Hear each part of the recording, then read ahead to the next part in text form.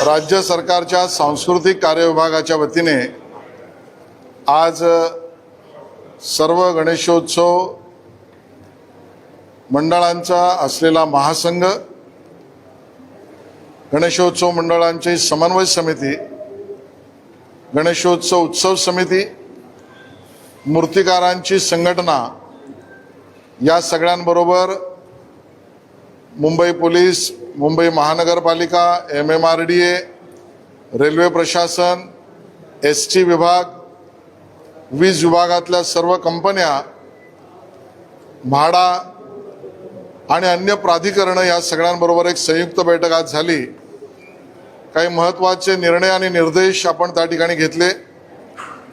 सर्वात प्रथम तर ST कोकणातील जाणाऱ्या चाकरमान्यांना आवश्यक असं एक वाहन व्यवस्था आहे।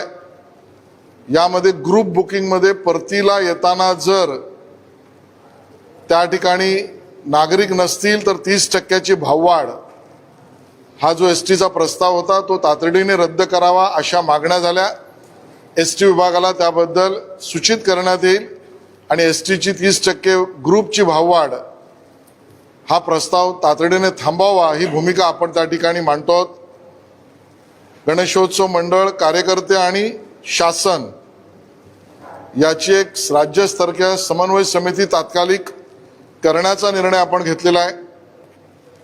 गणेशोत्सव मंडळ, त्यातील काम करणारे गणेश भक्त कार्यकर्ते नियोजनाबद्दल असलेल्या विविध विषयांमध्ये नियोजनाची एक कार्यशाळा झालीच आहे, पण डिझास्टर मॅनेजमेंट ते वाहतूक व्यवस्था ते व्यवस्थापन मंडळाचं या विषयातली कार्यशाळा घेणार असा निर्णय आपण केलाय।